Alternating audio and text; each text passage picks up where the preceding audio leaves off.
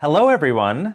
Thank you for joining us for another eMarketer Tech Talk, where we host amazing guests from all areas of media, ad tech, and martech. I'm Jeremy Goldman, Senior Director of Client Briefings at eMarketer, and today we will be learning how brands and agencies can use audience data to unlock the full potential of the CTV space. So let's meet my guests. Joining me is Murphy Vandemotter, Director of Data Operations at Madhive, joining us from Denver. Hey, Murphy. Good morning.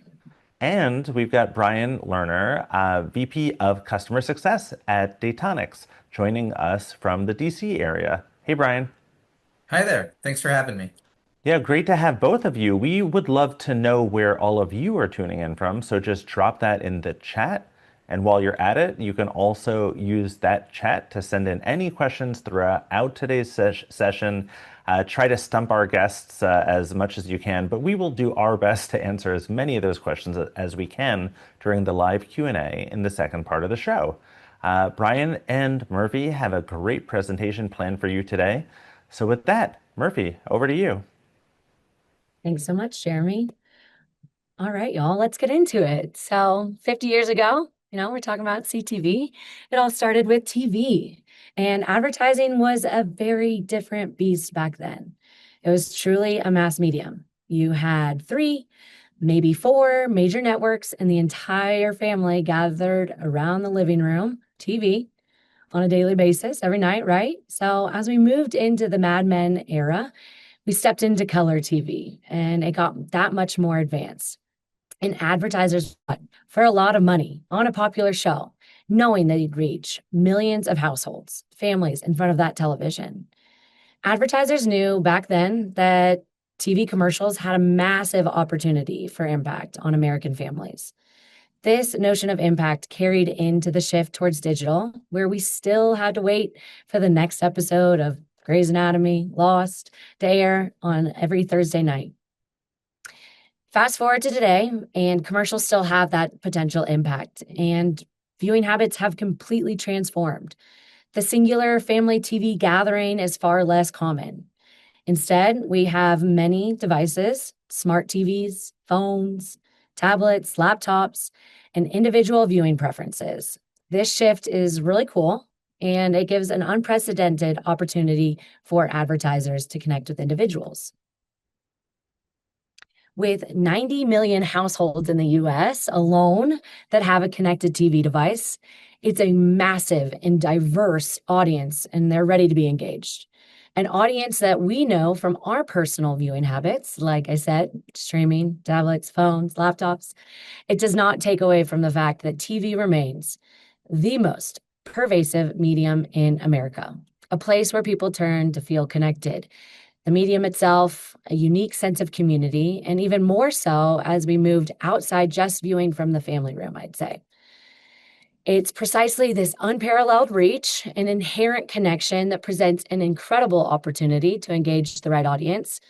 Many local advertisers might not have realized this incredible scale is accessible to them as well.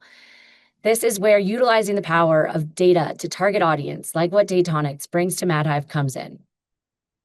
We can move beyond assumptions. Instead of guessing, we can now precisely layer behavioral and intent data onto that premium CTV inventory, no matter where or how the user is viewing. This means we're reaching actual in-market audiences in their most personal space, whether that's in their living room or on their morning train commute, or the bedroom, or in the kitchen. So it's all about that message, and that's what truly resonates because it's tied to their real-world actions and needs.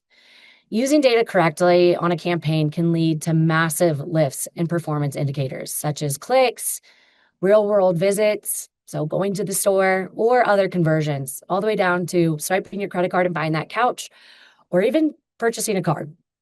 So today we'll talk through how to think about leveraging data and what to look for when you are assessing segments and data providers. Again, with those KPIs, like I said, clicks, foot traffic, going into the store, purchasing the couch. It's no shocker that the KPIs have improved, again, with the technological advances, but it's also no shocker with that the spend has gone up, and it shows no sign of stopping. I know you can't see it here, but from 2021 to 2025, CTV ad spend has nearly doubled. It went from $17 billion in 2021 to $32 billion in 2025. With more viewership and more audiences available, more people are streaming, naturally leading to more advertiser spending. It's a massive reach on a digital platform, so we are seeing audience usage increase as spend increases, with over 80% of campaigns using some sort of audience targeting, which is pretty cool.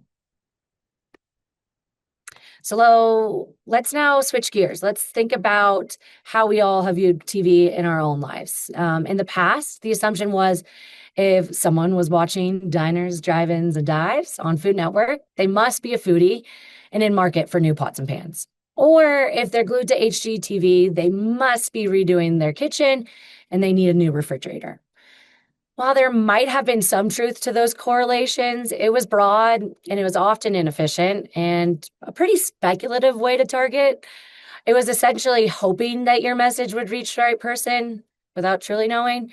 So today, we are able to understand that these assumptions simply aren't enough. People watch content for a multitude of reasons, and their viewing habits alone don't always tell us their purchase intent or immediate needs. That's precisely why we've moved beyond these broad content-based assumptions to leverage advanced targeting. And now we can layer behavioral, intent, and first-party data directly onto that CTV inventory. So now I'll pass it to Brian to get a little bit deeper into how we target individuals today. Thanks, Murphy. So modern advertising allows you to target people, like Murphy was saying, based on who they are, regardless of targeting the specific content or device. So now, with the right audience data for targeting, you can target advertising to specific people who are, for example, home remodelers or HVAC contenders, rather than just making those educated guesses based on the network, show, or day part they happen to be watching or the website they might be browsing. This is made possible by a handful of powerful technologies, including data collection and processing and identity resolution, resulting in robust information on what people do and care about, feeding into where they are across all of their devices, from CTVs, connected TVs to smartphones, computers, or more. So we'll talk more about that technology and how to think about which audiences you might want to use and from who later on. Back to you, Murphy. All right, thanks, Brian. So, as Brian said, it's gotten more sophisticated. We have identity resolution, we have advanced processing technologies.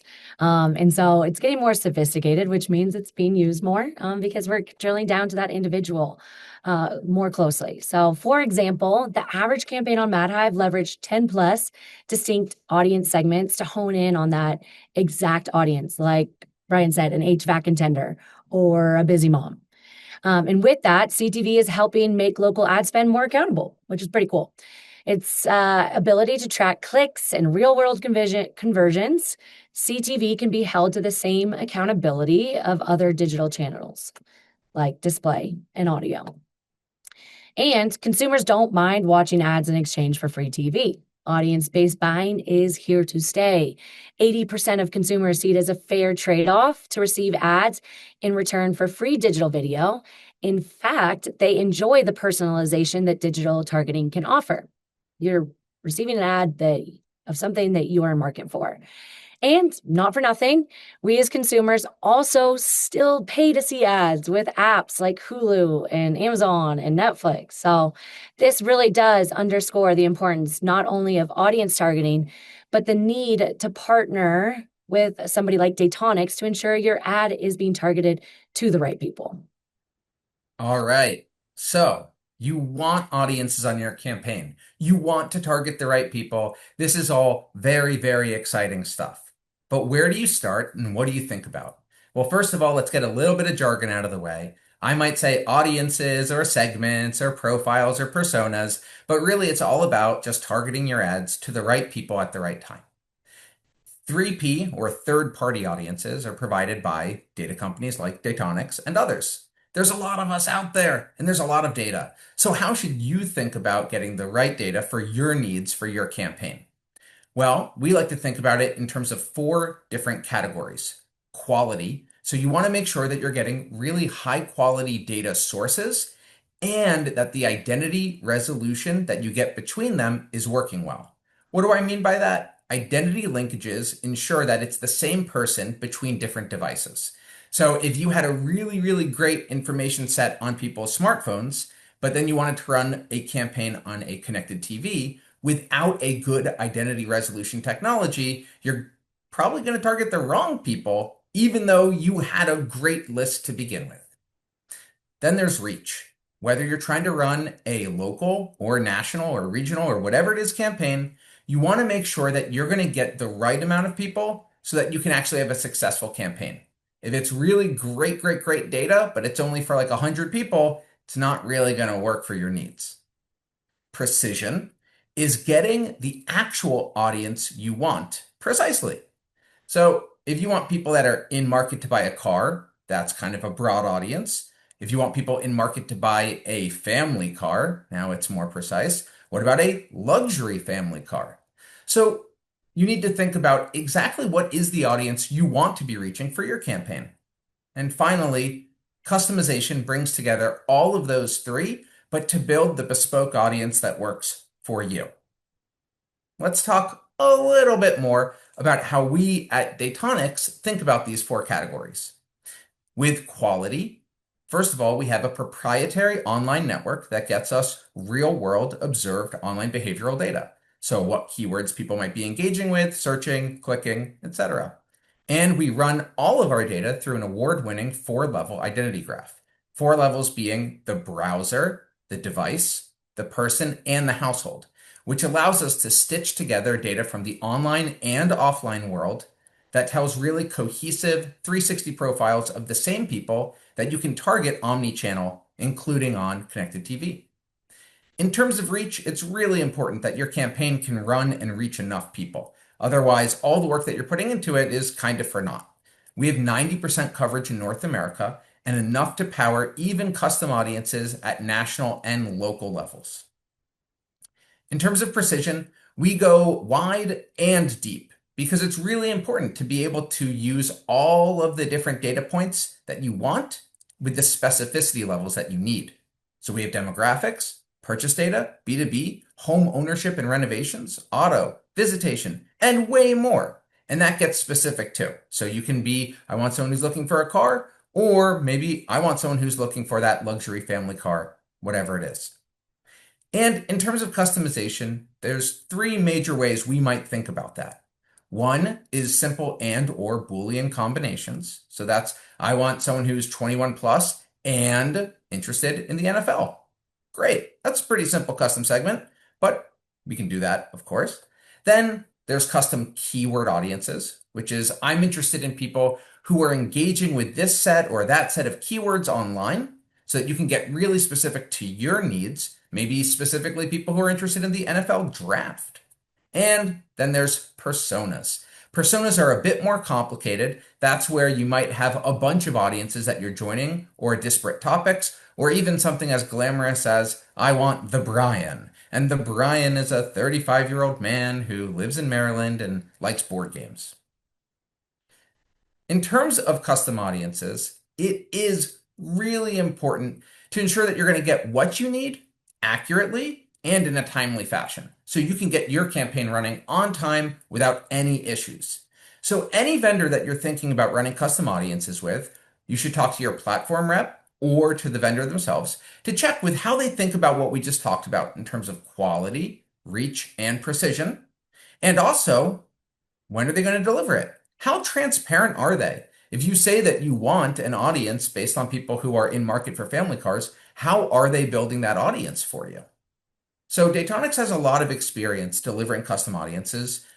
With Madhive, we've delivered over 200 audiences in the last year, custom audiences. And we deliver within 2 business days because we know that it's important to you that the audience never be the thing that holds up the campaign. You've got a lot going on and a lot of different pieces to a campaign in terms of flighting it and getting the creative and everything. So whoever your vendor is, you should trust them to get you the right audience quickly so that you can get your campaign going. Some examples include we've done audiences that are people that are professional chiropractors, or people that are in market for an oven, or people that are looking into window remodeling. So the sky's the limit, and we're always happy to talk to clients and partners about what we can do to help you get your campaign going the way you want it. I'm going to turn it back to Murphy, and she can walk through how to actually think about executing these types of campaigns. Awesome. Thanks, Brian. All right, so let's talk about this campaign. For this example, we're gonna use my uncle's local HVAC company in Dallas, Texas, and he wants to know how can he dominate the summer season with CTV advertising using the Madhive platform. He knows better than anyone that when summer hits in Dallas, the heat isn't just about the temperature, it's about the potential surge in new business for his HVAC services. And his campaigns need to be effective because all of his competitors are going to be out there doing the same thing. So his marketing efforts and spend naturally increases during these critical months. And his goal is to efficiently connect with the right people. So how's he going to do that? Madhive can help build out a media plan designed to reach homeowners in need of a new AC system. He knows, I know, we know that if you want to reach the decision maker of the family, often moms and wives who are too busy juggling everything else to spend hours researching multiple HVAC companies. So here is an example of a customer custom persona that Brian was just talking about that Datonics has built by combining those offline signals of a homeowner and tied it to the online behaviors from her browsing habits.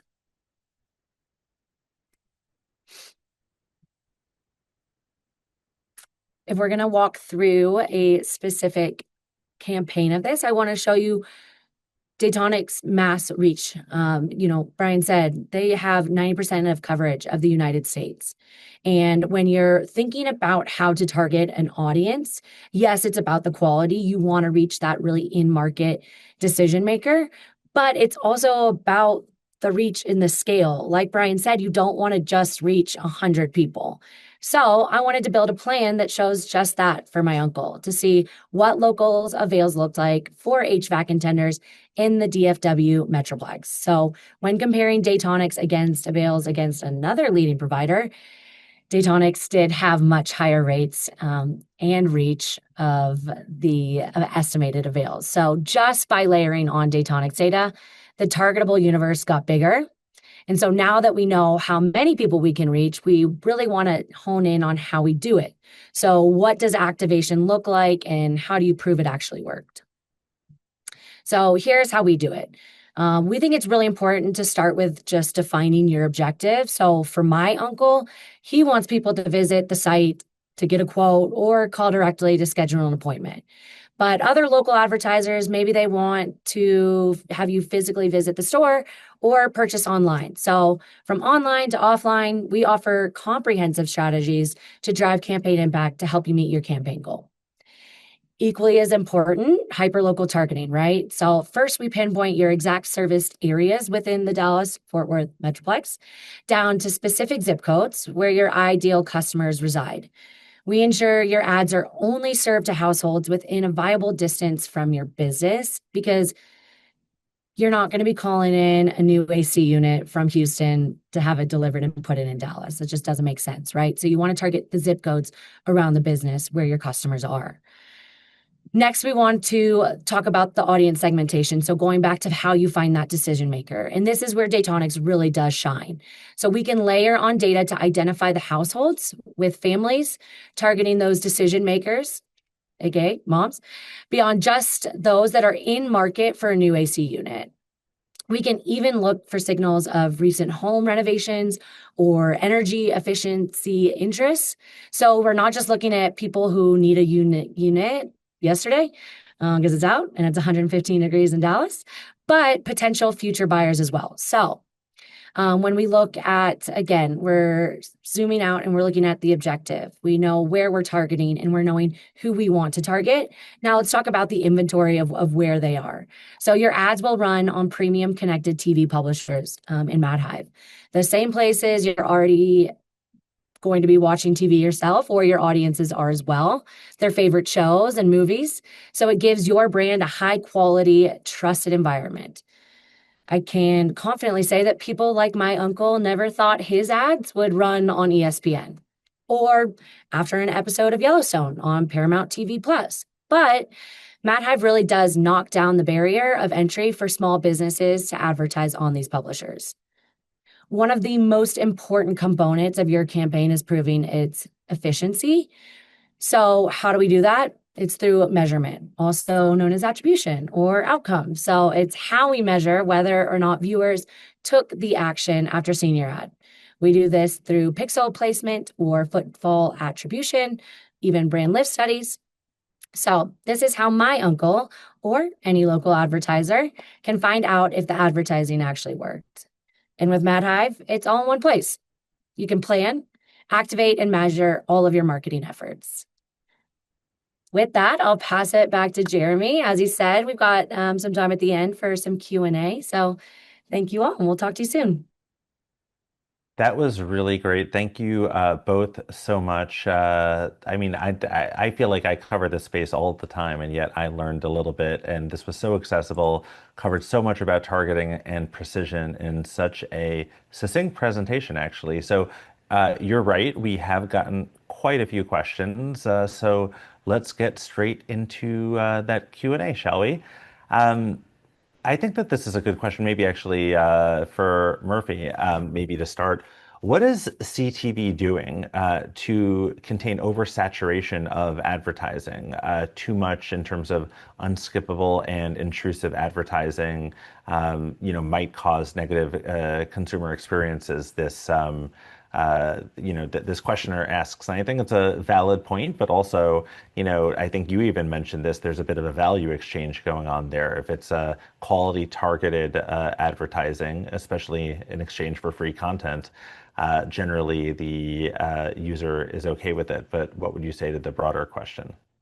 Yeah, thanks. I think that's a really great question. I mean, I can speak for myself here. I don't enjoy watching TV when you get 3 minutes of commercial break, right? Or you're watching a show and every commercial is the same commercial, and that's that oversaturation. So how do we avoid that?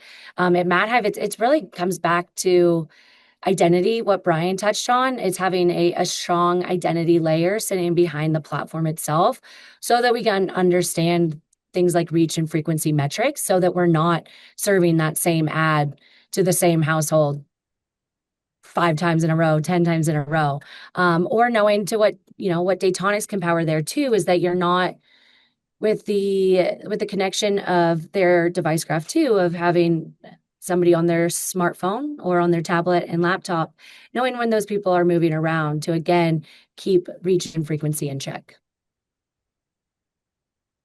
Yeah, I think that's a really good point. I think another good one maybe to ask, and then let me turn this over to, this would probably be good. You probably have different perspectives. Maybe Brian, if you want to start, what's the cost model of audience targeting in CTV? I know it's generally kind of evolving, but from a succinct standpoint, Brian, if you want to kick us off, and Murphy might have thoughts there. Sure, yeah. Audience targeting on CTV often has a CPM model, which is cost per thousand impressions. That way, you know exactly how much you're going to pay for how many impressions you're going to do. Alternate models can be available. So I'd say definitely talk to your platform and your data provider, whether it's going to be a percent of media or a flat fee license of some kind. So there's different options depending on who you're working with, but fundamentally CPM is still king. Murphy, I don't know how you feel about that. Yeah, I completely agree. I think depending on the data partners, that the CPM can range as well, but we mostly see CPM being applied to CTV campaigns for audience targeting. I think this is another really interesting thing to ask. What do marketers and agencies need to understand at a base level about DSPs versus SSPs, and what are kind of the pros and cons of each? I know that's a very, broad question that you could give a 15-minute answer on, but, in a nutshell, where would you start there? I think it's going to be about the inventory at the end of the day. What inventory is available on those DSPs or SSPs? Again, they're inherently different as well. DSP is a demand side platform where an SSP is a supply side platform. So typically, a demand side platform is plugging into an SSP to get their inventory made available for activation. When you're thinking about specifically how to evaluate a DSP, I think it does come back to targeting. Again, the topic of this conversation, it's important to look at those capabilities and how you're going to reach an audience, specifically when it comes down to a geo or a region, depending on that advertiser's needs. Another component is, especially for small businesses, is going to be the outcomes. We see with sometimes with smaller budgets, it just means more. So they want to have that accountability and transparency on the back end. So I would challenge demand side platforms, supply side platforms, everybody in between on their ability to reach a target and prove out its effectiveness as well. And I'd jump in there and add in customer service is really important, I think. And different platforms all do it differently. But fundamentally, for especially a lot of regional or smaller advertisers, not everyone wakes up thinking about ad tech first thing in the morning and like brushes their teeth and is like, how am I going to optimize my campaigns today? So having a dedicated service team that can help you get the campaign running, get it doing exactly what it's supposed to do, troubleshoot. I think that's really important. And that is something that I've noticed is really awesome with Madhive is that they do help their clients make sure they get that success. Also, by the way, I just got to say that is how I wake up every single day, Brian. I don't know what you're talking about, but that's 6:15 in the morning. That's what I'm thinking. We're Uh, the normal ones, yes. right? Um, this is and I think that this is something that is kind of like the double-edged sword of CTV targeting. I want to get to maybe Murphy, if you want to start here. Is there a fine line between using too much targeting in CTV? It's still a mass reach media, so are advertisers sacrificing reach by adding on layers of targeting in CTV? I mean, I would just say I've seen a lot of companies that achieve both. They have certain, facets of their campaign that are meant to be broader, and then they, pay a bit more for precision targeting as well. So they're kind of serving both masters, if you will. But what's your take on that? I agree. I think they can complement each other. You can use the mass medium itself to hone in on a specific audience, to the point of whether it be my uncle's HVAC company or Brian's talking about quality as it relates to scale and reach. You want to lean into the medium as it has been itself of that mass medium. But we can avoid kind of the say it and spray it method, where you just hope that it falls on the right ears at this point in time, with the technological advances and the sophistication of device graphs. So I am a firm believer that you should always use audience data when creating campaigns. But again, use the metrics within the platform to ensure that you're reaching a significant scale of an audience that is in market for your business.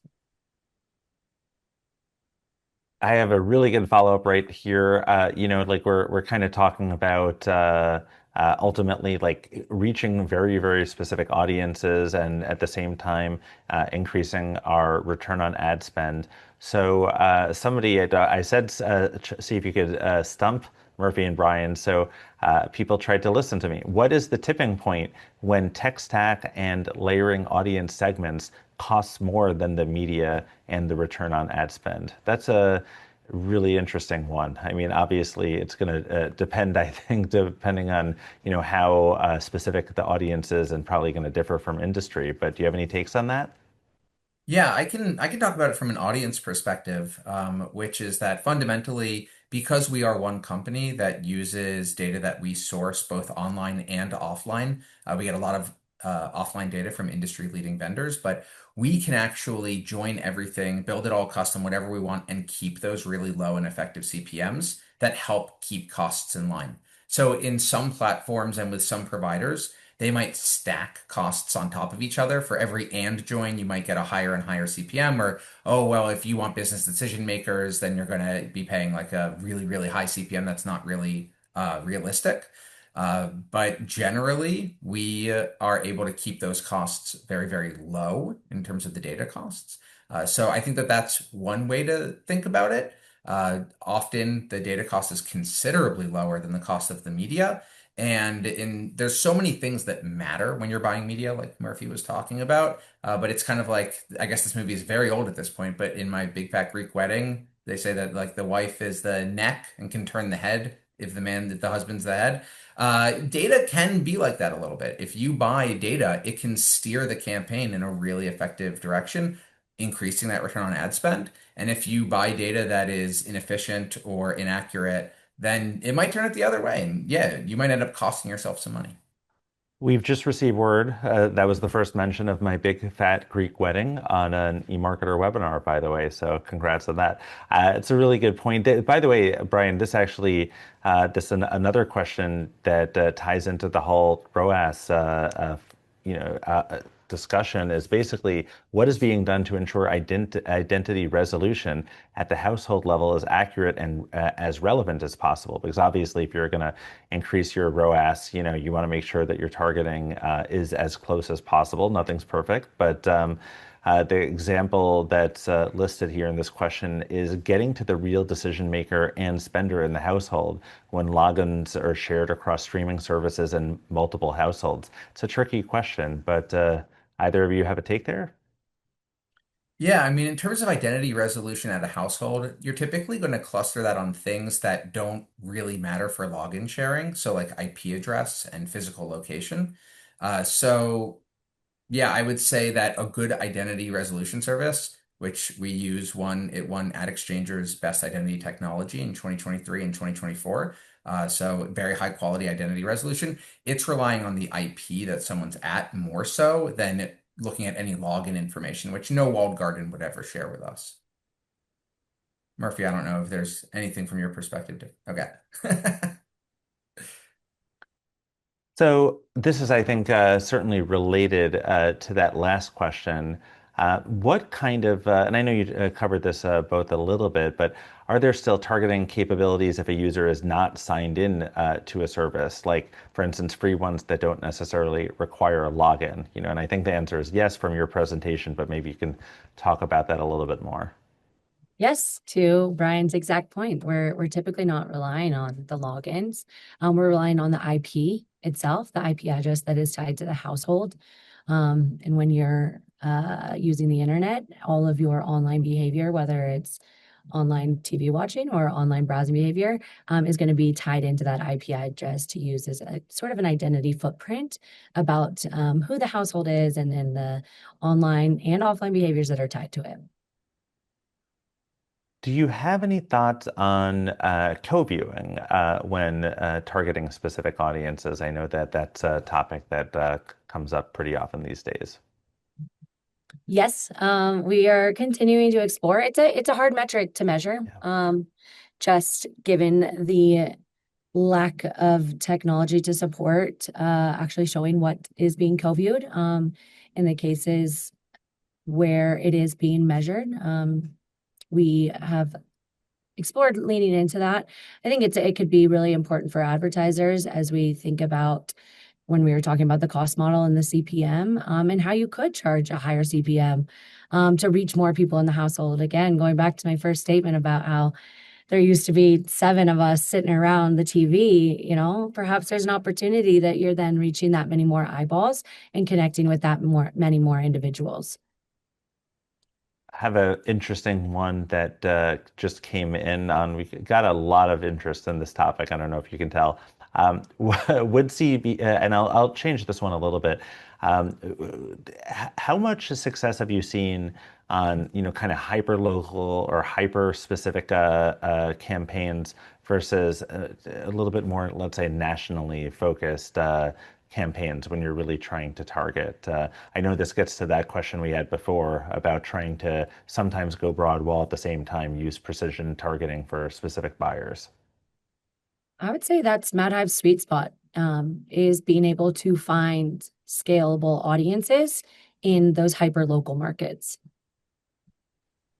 Yeah, and from our perspective, it's really more about what is the client looking for and how can we help them do that. If they're selling beer, they might just need 21 plus and they're good to go. Maybe they want to specialize that by people who like sports versus people who might be into high-end spirits or something like that. But if the client just needs that broader national audience and that's what they're going for, and they've done their research and they think that that's the right move, then we can support that. And if it's a hyper local or a very specific audience because it's a very niche product, then that's okay too. So there's no one size fits all, as anyone in marketing knows. It's more complicated than that. But fundamentally, that's why we gave the guidelines in terms of what to look for. Whatever you do, make sure that you're using high quality. Make sure that you can reach enough people that your campaign will have the effect you're looking for. If you only reach 10 people, you're not going to increase sales dramatically. And make sure you can get the precision you need, and that if you need it custom, that it's going to follow all those rules too. Maybe one or two more. I know we're not going to get to everything, but these are really great ones. Brian, when should I not use audience data? That's interesting. Yeah, that's a fun one. I heard his story a long time ago, back in the Big Fat Greek Wedding days, maybe. But it was about someone who was selling popcorn and they just didn't want to use any audiences. They didn't want to plan where they target because they were like, we're selling popcorn. Everyone buys popcorn. And that's true. There are sometimes you just don't need to do a target. If your target is going to be everyone in America, don't use an audience because then you're just adding on a data CPM on top of your media costs, but you didn't want to have a data layer. You wanted to target everybody. So audience targeting isn't necessarily for every campaign or for every person. And you should definitely chat with your audience data provider to make sure that the audiences that you are using are fitting your needs, depending on how specific or broad you want them to be. You should just talk. They should be transparent and happy to talk with you. So I think this is a really good one to kind of close out on. We have a question about Byron Sharp's work at the University of South Australia. And I've seen this from other people as well, challenging the effectiveness of precision targeting and advertising. And I think that some of the research in particular that this questioner is mentioning is that there are a lot of buyers that are light users. This kind of goes into the popcorn example a bit, and that growth comes from reaching all category buyers, not just a narrow targeted segment. And obviously, I think that this is part of the question too. Linear TV has often been successful in building strong long-term brands, largely because of its broad reach, not in spite of it. Isn't an over-reliance on targeting, especially in CTV, missing the point of sustainable growth? It's a good zag for the last one. Any thoughts there? I would say that you can, with CTV, it gives you, again, the opportunity to reach these consumers in all different places that they're watching this content. So it is still reaching that diverse user group because you're not just reaching somebody who's watching HTV again, or just watching the Food Network. So you're not placing on the network level so much anymore. You're placing at the audience level. So you're still reaching a broad consumer base, just in different places that they're actually viewing. Yeah, and to add on to that, I think that if you want to have a strategy that includes targeting totally new, totally green pasture, people who you never would think to target before, that's awesome. That should be your choice. Just like it should be your choice to target the people who are in your ICP or who are more likely to buy your product. So if you're trying to sell baseball gear, you might want to sell it to people who actually like baseball, as opposed to just anyone. Or fishing gear might be better selling it to people who are interested in fishing, outdoor adventures, etc., instead of people who hate those things. So I do think that again, it's more specific than that. Every marketer should make those decisions themselves. We do have a lot of case studies where people have had significant lifts relative to not using any audiences. So we know that there's a lot of times where it does work really, really well. If you think about, you've opened a new high-end coffee shop that's selling $12 lattes, then there might be an income filter you want to put on your advertising because not everyone's going to buy a $12 latte. So I think that it's really great that people do research into this and people should think really critically, especially small businesses. Every dollar they spend on marketing is so important. And so it's something they should consider. But yeah, we've seen a lot of success with audience data, and yeah, hopefully we'll continue to. Well, I don't need a $12 latte because I'm so energized from listening to both of you. Murphy, Brian, thank you again for this great content and answering all of the questions from our audience, even the difficult ones. We really appreciate it. Thank you so much. So, And before we wrap up, let me just take a quick moment to tell you about eMarketer's media channels. Do not miss eMarketer's next summit on September 9th in New York City. It's going to be a live future-focused event where top marketers, brand leaders, and eMarketer analysts share the insights you need to navigate the next 5 years of marketing and advertising. Secure your spot, register for more webinars like this one, and subscribe to our newsletters all at emarketer.com. And eMarketer's podcast just got a glow up. New look, same great insights. Catch Behind the Numbers, Reimagining Retail, and the Banking and Payment Show on Spotify, YouTube, or wherever you get your podcasts. And also keep an eye out on your email for the link to today's playback. And of course, feel free to contact us if you have any other questions. Thank you all for your time, and thanks again to Murphy, Brian, the teams at Madhive and Datonics, and the eMarketer studio behind the scenes for making this webinar possible. We will see you all on the next Tech Talk.